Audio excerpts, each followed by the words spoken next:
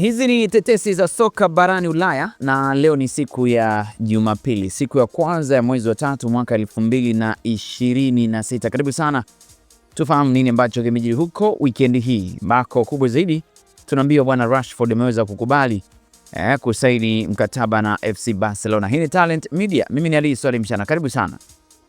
Mshambuliaji wa England Marcus Rashford mwenye umri wa miaka 28 amekubali mkataba wa miaka mitatu na klabu ya FC Barcelona. Na klabu hiyo pia ya Hispania inapanga kulipa kipengele cha kuachiliwa cha takriban pound milioni 26 ili kubadilisha mkopo wake kutoka Manchester United kuwa uhamisho wa kudumu majira ya kiangazi. Na kumbuka pia Rashford alisema akiwa anaichezea Barcelona yeye ana amani zaidi.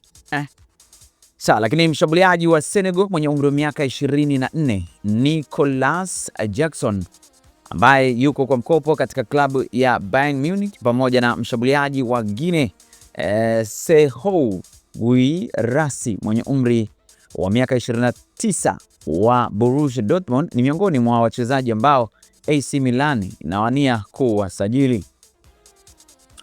Tukitazama habari nyingine, klabu ya Aston Villa pia inavutiwa na Jackson huku ikipanga kumruhusu mshambuliaji wa England mwenye umri wa miaka 30 Ollie Watkins kuondoka majira ya kiangazi.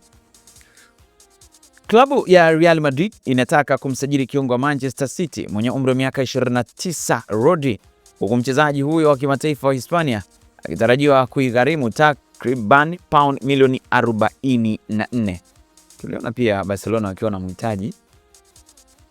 Okay, sawa. Kuna shida, taarifa tutakupa nini ambacho kimejiri huko. Lakini winga wa England Anton Gordon mwenye umri wa miaka 25 amehusishwa na Arsenal, lakini pia badala ya taarifa kuwa amebakiwa na miaka miwili katika mkataba wake na Newcastle United, ukweli ni kwamba ana miaka 4. Kwingineko, Atletico Madrid na Juventus zimeungana na Newcastle katika nia ya kumsajili mshambuliaji wa Uruguay mwenye umri wa miaka 26 Darwin Núñez ambaye amepoteza nafasi yake katika klabu ya Al Hilal ya ligi kuu ya Saudia. Lakini Juventus pia imemfanya mshambuliaji wa Ufaransa mwenye umri wa miaka 27 Randal Kolo Muani ambaye yuko kwa mkopo Tottenham Hotspur kutoka Paris Saint-Germain kuwa lengo lake kuu la usajili majira ya kiangazi.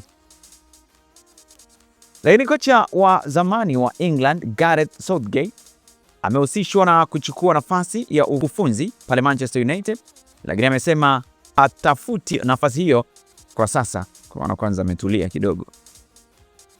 Tumalize na taarifa kutoka kunako klabu ya AC Milan ambapo tunaambiwa kocha wa AC Milan Massimiliano Allegri ameweza kupuuza taarifa zinazodai kuwa anafikiria mustakabali wake katika klabu hiyo ya Serie A.